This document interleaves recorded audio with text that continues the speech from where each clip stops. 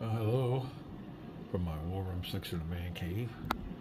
We're down here on a Saturday evening, and I should be working on my homemade Robert E. Lee is trapped and must be taken game. You can see it's all piled up in the corner here because we are starting our.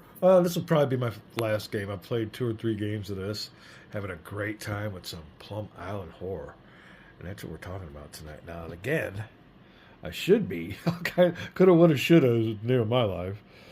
It is Big Muddy Night, but we've been busy. I'm doing a little bit of a side job for another couple weeks, I think, maybe another week or so.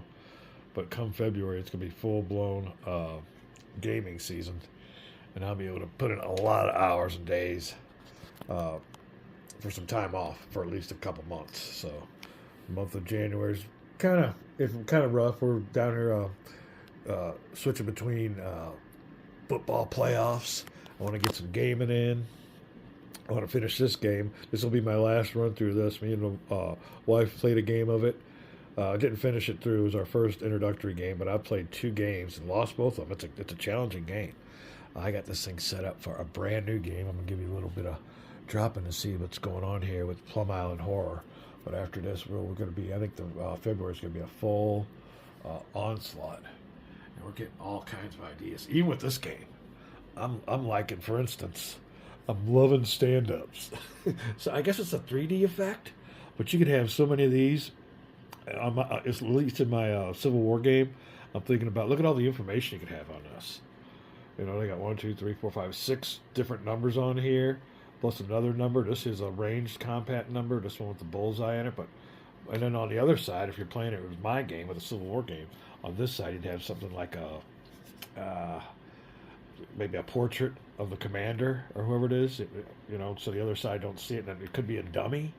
All kinds of ideas. So we're getting a lot of ideas from this Plum Island horror. I really like the idea of stand-ups. I always have. Stand-ups have always been nice. They got those, I think, in Washington's War and a couple other games. Or we were looking at the block idea for my Robert E. Lee Civil War game. All right, let's get back to here. Now, we just set this game up. And the idea of it is this is like a little piece of the island. You can see it's all surrounded by water. They have docks and everything. Well, they just had a massive storm that did a lot of damage. You can see a lot of these spots here along the coast got these damaged 2 markers. So it'll take 2 steps of damage repairs to get those things fixed. Oh, right here, this blue boy is the Coast Guard Shore Patrol.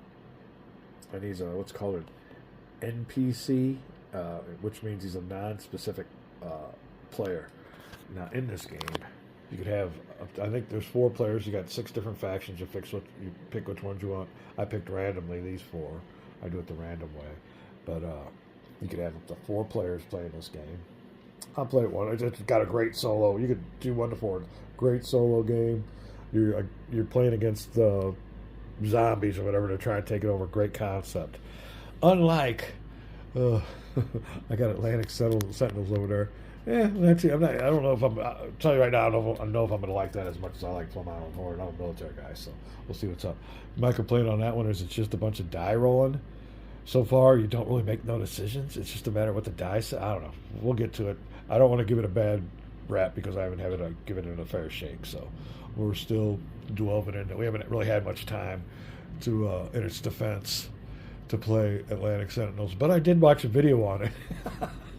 On how to play it. And what I was thinking was pretty much what it was, but we won't cut it short. So anyway, we're on this game. Here you go. A bunch of damage. You can see these Greenport docks. Also, these bridges here got damage on them. And when we rolled for damage, there's a random damage level, and we got the most severe damage. So the storm really ravaged the island. But the actual research and development area was back. I guess that would be, well, let's just say that's the north part of the island, if we just for shits and grins sake, south, east, and west. So that research and development area really got hammered, and the things got loose. There you go. So that's the premise of this. Really get into the 70s motif I guess is what it all is, and a comic book type deal. I mean, it's a fun game, but it's a good strategic game if you're a war gamer. So you get to start off with these factions. This blue faction here is the Plum Island. Ooh, constabulary, or I guess it's a police force. You can see they got their special forces, their chief. Now, the key thing is you want to keep a lot of these people around the radius. This is kind of like a headquarters unit in a regular war game. If you keep within headquarters range, you get a lot of bennies. You get to go ahead and see what that is. We're also playing today with the Greenport Township. I guess this is the township of Greenport. It's a little town that's south of the Plum Island Research Center, and that's really got hammered. And all these boys here got their own special abilities too. These are the compounds that these people can make, and them are like little shelters you can gather in. These represent different groups of civilians. You want to get these little groups of civilians off the island. As a matter of fact, you want to get 26 of those suckers off or you lose the game. So I lost it last time because of a overrun. When you run out of these tiles to place in this little area, and it calls for tiles to be placed in that area, ba-bam, ba-bam, ba-bam, that goes down quick. I think I was right here within 2 or 3 calls for tiles that I didn't have. It went 1, 2, 3, game over. So there you go. Bunch of people deployed. This island-wide light and power is a good spot to really concentrate on it. They got 3 damage. You have to get somebody over there. It depends on what the die roll is. You can get that within 1 turn, or you can make it worse with the repairs, all kinds of things. But that's a good thing to get because everybody gets a lot of supplies. This is a day and night game. And during the nighttime phases, you'll have 3 of those. You have to feed everybody. And you need supplies. Supplies are represented by these little markers here. You can see gas, food, stuff like that, fuel. You need all that. There's also spots in here you can search the areas when you have those binoculars on there. There's hidden people, places. You just draw what's called a search card, and it'll give you all kinds of options. Adds a little bit more flavor to the game.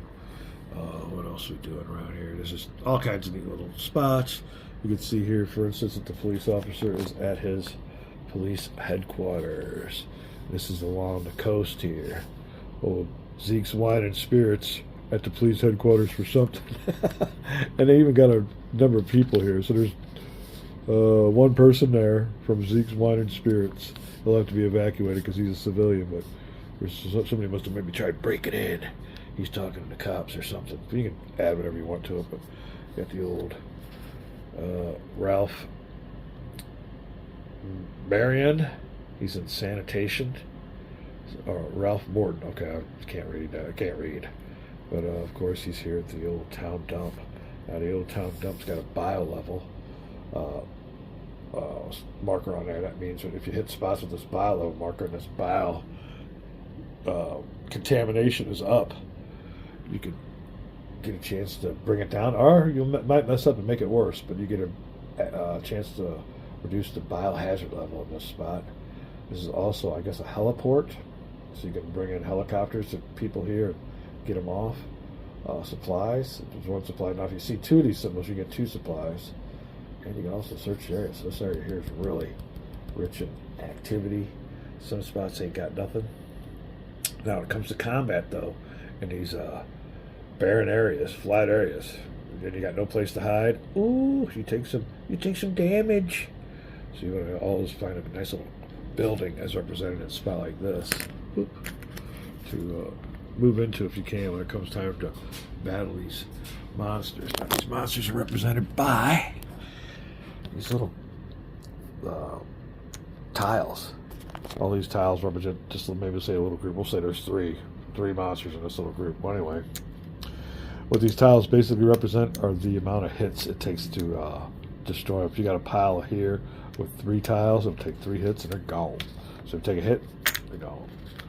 Another thing is these tiles can grow into an unlimited stack, and the higher the stack, the more damage they do to you. It just makes sense. More numbers, you're dead. So bigger stack, a lot more damage done to you if you're in the same area as them and you have to fight them.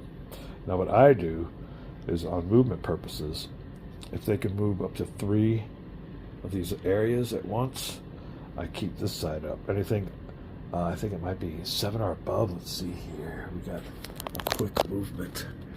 Murder movement allowance. Yeah, 7 tiles and up, you can only move 1 area. So what we do to signify a movement of only 1 area when it's 7 or more, we just use this side. This is something. So if you see a tile like this, it can only move 1. This here can move 2 or 3. So 1 movement, if you see that. 2, and that's just mine. I mean, it's just the way I've been doing it. So that's it with the murder of horrors. Now you also have what's called, I call them, your boss monsters. We'll zoom in on these, and these all got their special abilities. This boy doesn't move regular. I think he flies from spot to spot, so he can jump from one spot to the next. And here's all the major mutations that they had in the cages. And I guarantee you they got a spot in the government with some of these 6. Guaranteed. Everybody said, wondering about squatches. Yeah, government's had squatches probably since the 1800s in cages, so they know all about what's going on here. But there you go. Yeah, Plum Island. Good history. And based a little bit on reality. So there you go. Tells you a little bit what's up. Now these hearts are a number of hits they can take. And hits are represented by this. So there's 1 hit. You get 5 of those blocks on there, he's dead. Same way with, oh, let me get you out of here. With everybody here. Yeah, some of them are stronger than others. There you go. And when they come up to their last hits, they have a chance to make one last stand or one last attempt to save themselves before they're actually kaput. All right, that's about it for now. I'm just going to let you see a lot of what's going on here on these little spots here. Tom's Gas and Go. Look at that. You get some supplies there. I mean, really could get into it. Just sit here, take your time, if you got time. Denny's Real Estate, or I can't even read that. D-Roy. Negative Nancy photos. Oh, okay. Tell you what his political affiliations were. Big Ales. Rocky Top Food Mart. You got all kinds of goofy. I like this one. Remember old Mean Gene the Dancing Machine from Gong Show? There you go. He's got own studios. People from the 70s will definitely remember that little musical entourage. And all kinds of stuff. All right, we'll be back with some initial moves. I'm going to go check back on some football, but the damage has been done. A historic storm on Plum Island. And I guess the wall has been reached. And they're out. We'll be right back with the first. Ooh, let me see here. Hold on. First contact. Tells you who the first ones to meet the monsters are. And ring the alarm that something's going on. We'll be right back. So here we are. And I guess you have to get a little bit of the background of a storm happening. A little bit of storm damage. Everybody knows what happens when a hurricane or something hits. Maybe some sirens going off in the old Greenport Township. And everybody's assessing the damage. That's a big thing to initially do in this game. Now what you do is you roll for the damage on this little table here. There you go. And unfortunately for us, we hit widespread with a bait number of 1. You could roll dice in this game, but a lot of your numbers will come from these cards. And on these cards, you'll have all kinds of information on that specific track. You just wanted to look at this number down here. We drew a 1. Now I also draw a fake card to start the game off, but before we do, give a little spot here. You can see there's some canals, but these bridges were damaged pretty extensively. I think there's damage on every odd numbered one. So here you go. Number 1, number 3, and so on and so forth. There are no ones over here. This is mostly the little water spot here that connects the island into 2 spots here. It's hard to get around if you ain't got a bridge from this spot to this spot. And it's important bridge number 6 and important bridge number 9, which has got 2 damage on it. You see all the areas there. A lot going on in this game. I mean, you really have a good time just kicking back, enjoying it. Just all the little spots they got here. I haven't learned them all out yet anyway, and I'm sure all of them have certain key aspects of the game that I'm just now learning. Like I said, don't get caught out in the field with these monsters. All right, let's start the game off. And we will spawn on track 6. I think we skipped the spawns, but we want to activate a surge. Just start off, not starting off good. Let me check this out. We'll be right back. All right, well, they got us on this first contact part. If you draw a surge marker, if you draw a surge card specifically. So, of course we did, which is not a good thing. We'll draw another fate number. And in other words, they wanted you to do it twice, but you're only going to do it once because whoever makes first contact. Let me see here. And that is activate that track number 5 twice. So we're just going to activate 5 once. We'll go 1, 2, 3. Now these horrors, 1, 2, 3, first contact is going to be made already in this first turn. But I want to give you a little insight on them. They only move straight, unless specifically said in one of these cards. I think it's an event card. It'll tell you to move them sideways, but other than that, they move straight down. So we've already run into somebody here, and that's where our... All right, sorry about that. We had limited recording when you don't erase. So anyway, our little stack of 3, or 4 rather, you start with 4. And we'll look over here to make sure. 4 to 6 tiles. Oh, only moves 2 areas, so our little spot here doesn't start. Correction by me. Thank God for a little card. All right, so he only gets to move 1, 2, 1, 2. That's fine. Now we'll draw another card to activate another area. We'll do this. This is the surge track. It said to activate 2, and it'll be track number 4. Track number 4 will have 1, 2, and okay, now we'll begin.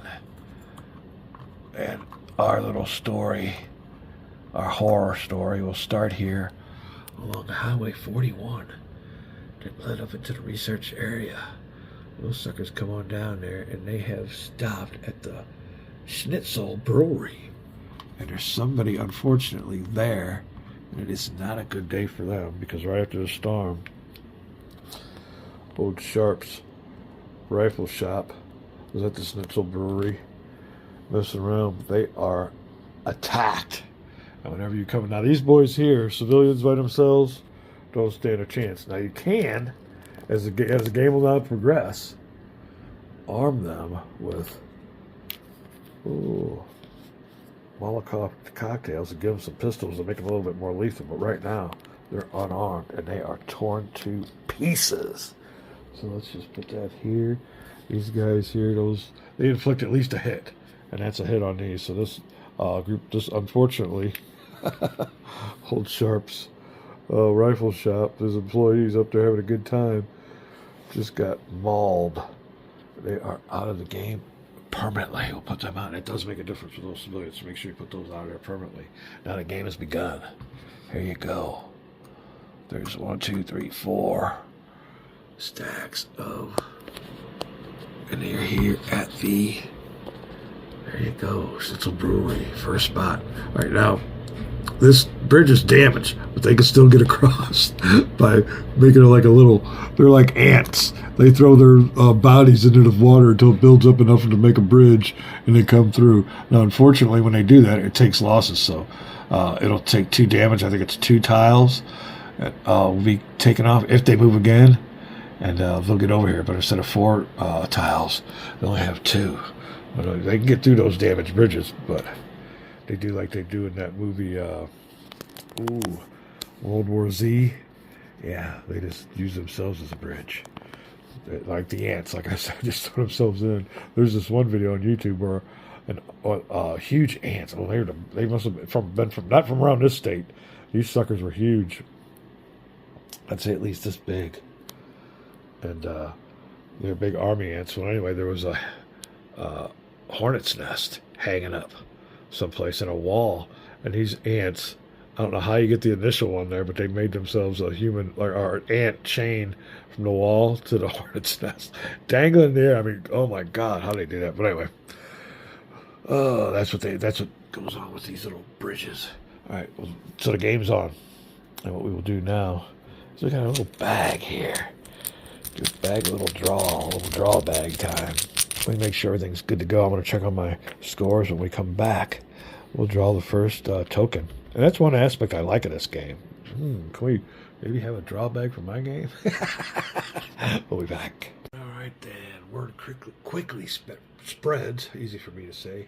Word quickly spreads from the initial area. And we will draw our first token from the bag. Oh, easy for me to do with one hand, but we're attempting it. Put it here. Now it'll be either a fate card pull and event card pull, which are both probably negative, or one of these 4 factions.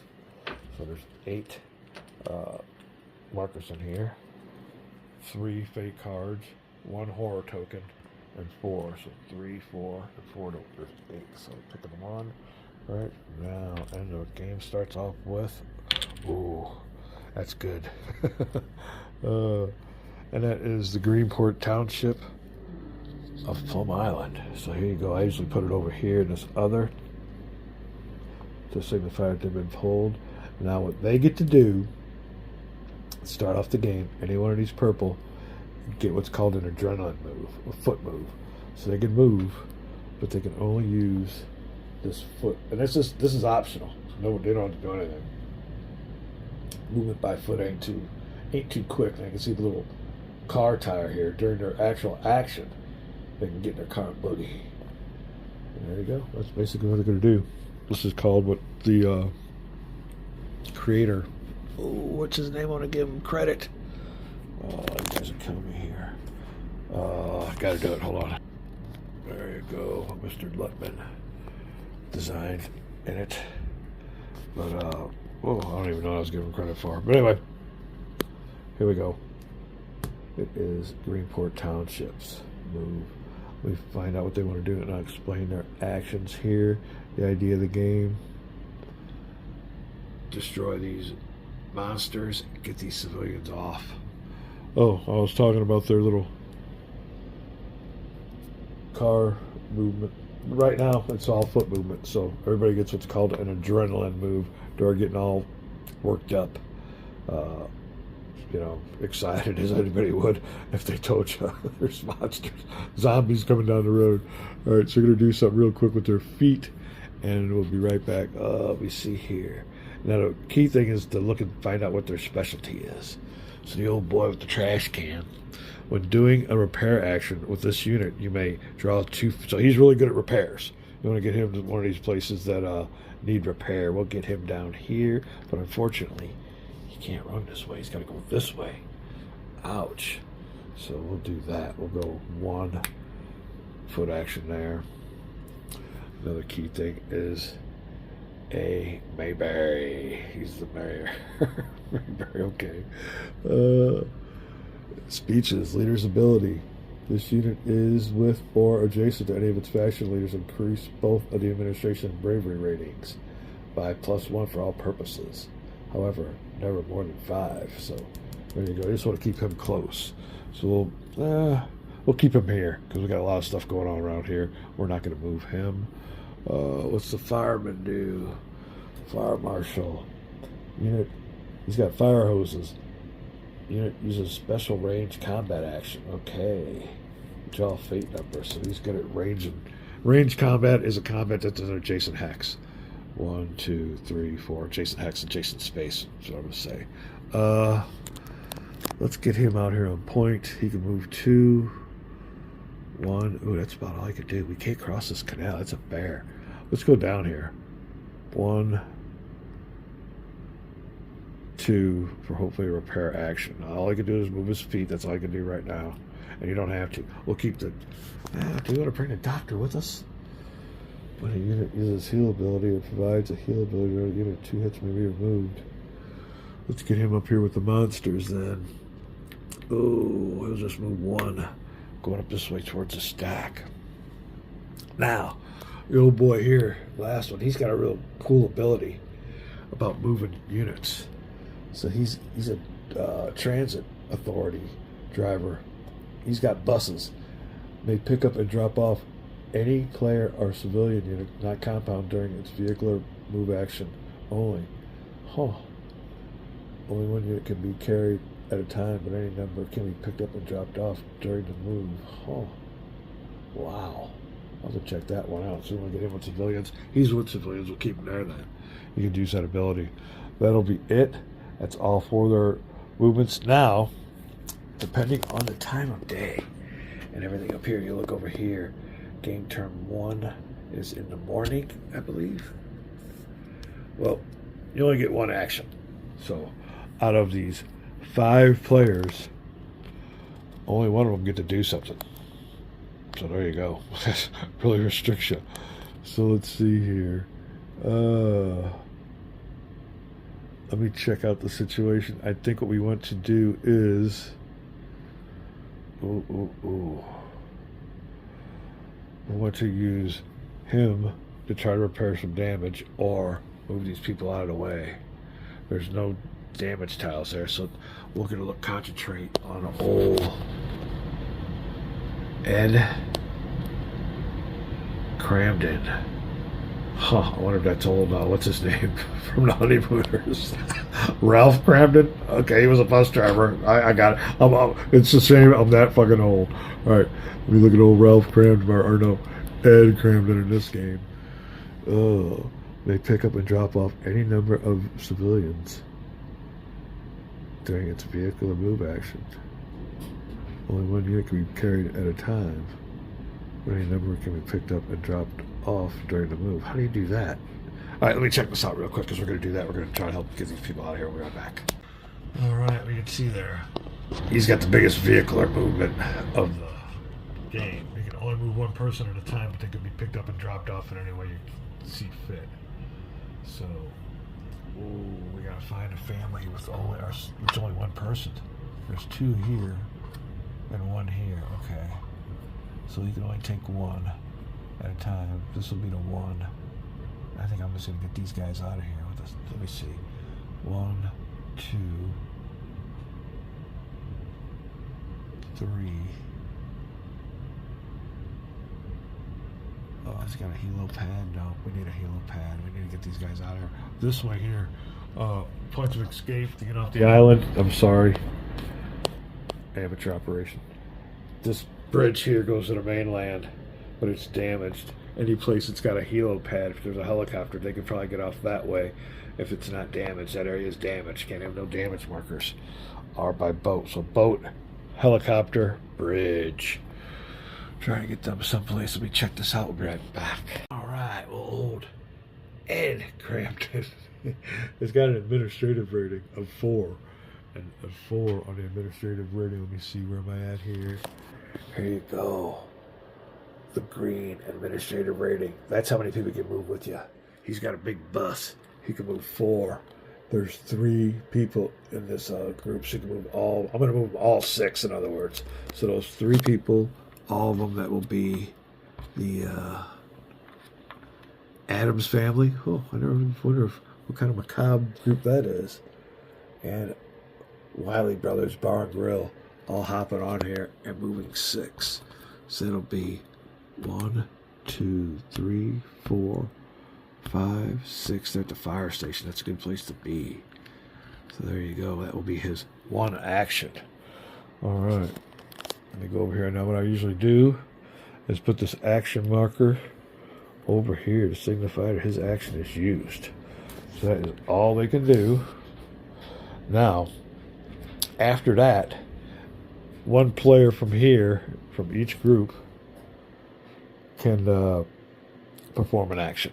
It's called a foul action. Again, just 1. Now, later on in the game, you can see here, 2 players can have actions in the afternoon and 3 at night. So it's kind of a little bit handcuffed to begin it. But that's it. His action's done. They're done. We're done with this here. We'll go to these boys here. Now, out of the group, we'll go clockwise. Out of the Plum Island Constability, we'll have 1 player do 1 action. Now, there's a cost, though. After he does his action, you got to take a fate card. And, and that'll let you know whether you draw... When you draw that fate card, you look at the event section of the card. It'll say whether you draw an event card or if you don't draw an event card. Real simple. But doing that action, you don't have to.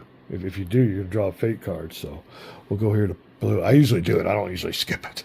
Let's see here. Blue, blue, blue.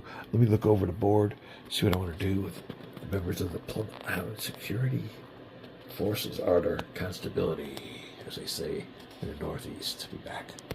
All right, I guess I should show you this. These are the events. Whenever I say to get an action, well, here's all the options. Move, combat, crowd control, etc. You can read on down here. And reposition is only allowed during a foul action, but during a foul action, you can't do your special action. So we're going to, on the foul action, I've determined I want Officer Joe Friday. Huh. A Dragnet reference? Again, young people will not know. He's going to try to do a repair. So we'll draw a fate number. We'll come on over here to this repair table. Real simple. You want to get yourself a high number. You don't roll no dice. You draw these fate cards. Fate card is a 3. There you go. Over here. Repairs underway. For the damage area, reduce the damage marker value by 1. For a disabled unit, blah, blah, blah. So there you go. Only 1. So we're over here. Instead of 2 damage, it goes down to 1. That is his 1 follow action. I'll put this follow action. I'll put these action markers over here just for my old senility self. Or as if you walk away from the table. So we'll put this on the other marker. That he's done. We got 2 more follow actions. But since we've done this, I had to take a chance. Draw an event card. Not good. Oh, he triggered something. Let's find out what it is. And here you go. All horror movements. Oh, I'll draw a fate number.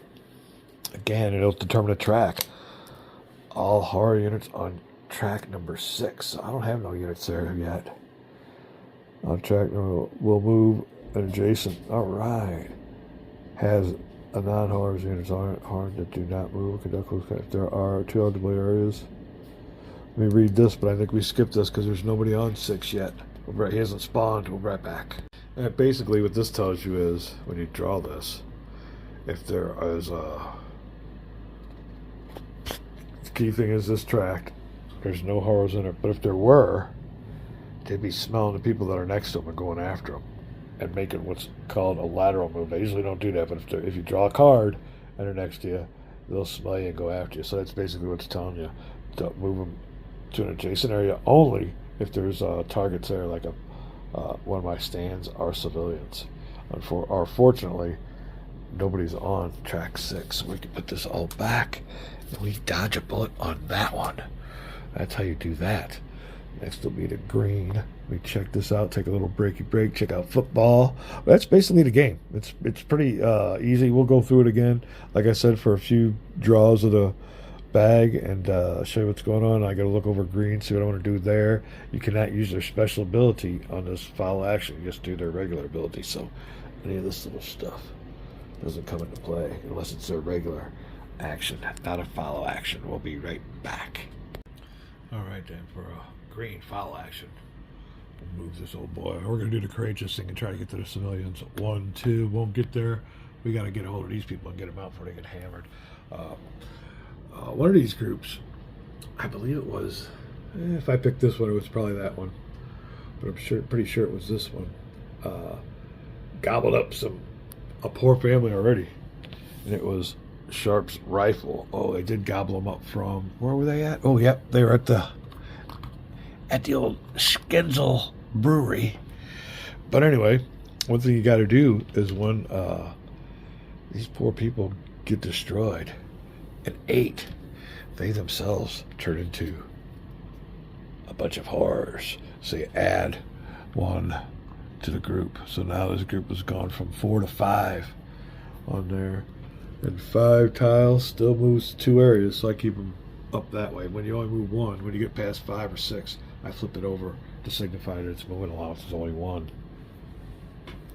So that was green's follow movement. We will draw another fate card. We'll take this marker here real quick. Put it over here. He's used his action. Take a fate card. No event card. Phew. So that's all you're really looking for is the bottom here. You can see on our ones we picked, no event card, no event card. You don't want to see that. So we dodged a bullet with that one. Next will be one follow move from the people from the Plum Island Research Lab Security Services. Oops, I can't find it. Easy for me to say. That's who these groups are. So I guess there's the Constability, the Township. This is the Neighborhood Watch. And this is their actual security services. So we'll see if these guys can do anything. They should be pretty strong. Let me look around. Check it out. I see a spot where I did put them with a bunch of civilians. We need to move those civilians, get them out of the way. But we'll look around here real quick. We have a good doctor. I think he's got a special ability. He can't use it now, but you can move him into an area to where his action is allowed. He could use a special ability. Look around here real quick. We'll be right back. Right then, for the Plum Island Research Lab Security Services, we'll use old Agent Blart. I guess old. What's his name? From King of Queens. Oh, I can't remember. But anyway, we will use his number 4, and that is his administrative rating. There's 3 of them there, so he's got enough to move them just one area from here to here. Now, he don't move with them, but he just tells them to get on going, and he crowd controls them, trying to get to a safer spot. It's a long way to go. We might want to build a compound and give them a bunch of safety. If there's too far to go and you don't think you can get them off the island, you can build these little compounds. There you go. And they take shelter there. They have certain abilities themselves. Well, we'll just move them for now. That'll take care of his one action. So we're done, made a round. We flip up a card, and it says no event cards. So there you go. When we come back, we'll be drawing from the bag to find out whose turn it is. Could be a fate card or an event card. That's basically what you do. I think we've got that down pat. More drawings. Draw from the draw bag coming up. Alright, we'll call that a video since it's been one turn. When we come back, we get a draw from the draw bag. Just want to give another shout out to Big Money, or rather Big Muddy Historical Gaming Allowance. That's where I should have been tonight. The way things are, I'll get there. I keep on saying, and I think I can never complain because the little boy invited me up to the meeting. It's been about 3 weeks ago. And tonight I almost got up there, but as a matter of fact, I looked up at the little wife, and I asked her what time it is. She said it was 5 o'clock. I think I would have had enough time. No, I think it was 6. Yeah, it was 6. And I think their meetings start at 6. So, man, I couldn't get myself ready in time. So, not a Big Muddy Gaming Society night. I will make one of their meetings. I want to give a big shout out. Check that. I'm eager as heck to go. Next chance will be Thursday night. I think I want to go. Weather's been bad, so it might have been a little touch and go if they've even had meetings because people haven't been able to get out. But yeah, we're definitely on our way to one of those Big Muddy Historical Gaming Alliance. Easy for me to talk. Meetings. Call this video. We come back. Another draw from the game bag of Plum Island Horror. Having a great time with this game. All right, we just have one more thing we have to point out before we call it a video. I want to look back on this real quick because I don't know. I guess I did it. Let me see. It says that Surge card. Oh, I don't have it on here. But it says to spawn a certain track twice. So I don't know if I was supposed to have spawned this one, 1, 2, and then gone 1, 2. I don't know if we should redo that. Let's do that. Let me see here real quick on a Surge. I'll be right back. So on a Surge, activators made at the end of the first activation do not resolve the second. So let's do that back. So we'll take him off because he did not kill a bunch of people. You get to come back. There you go, at the Senzel Brewery. So it really should have happened was he should have went 1, 2, didn't meet anybody. Then Surge again, which would have been 1. He'll stop at Carrie's Corner. So the first victims will be Weird Vikings. Oh, Bird Viking Cruises. All right, so remember these people here are the ones killed. he will have 4 of these. 1, 2, 3, 4. We'll put 1 on there because these poor people were changed into zombies. Now, another thing you do that I forgot was you take a block every time you have combat. It contaminates the area. And this is here is a little biohazard bag. So I'm going to place 1 of these in there. Every time you have combat, you take 1 of these. So every time we'll have combat, we'll use the yellows until they go down. Then we'll take off. Then we'll start putting the reds in there. When it comes for a draw, you can either draw a green cube, which means no biohazard contamination. 1 level of biohazard contamination if you draw a yellow. 2 levels of biohazard contamination if you draw a red. So we're putting our first one into the bag. I think that's a good cleanup. Hooray to go. Doing everything by the book. Just wanted to make Mr. Ludman proud. He's probably, I didn't do this or this, but I think we got it all down pat. So yeah, we were supposed to activate that track twice. The first activation was 2. Next activation would have brought him in. And when you have combat, you put the old cube in there. When we come back, we will have another draw. Calling that a video. Get back to some football. We'll be right back.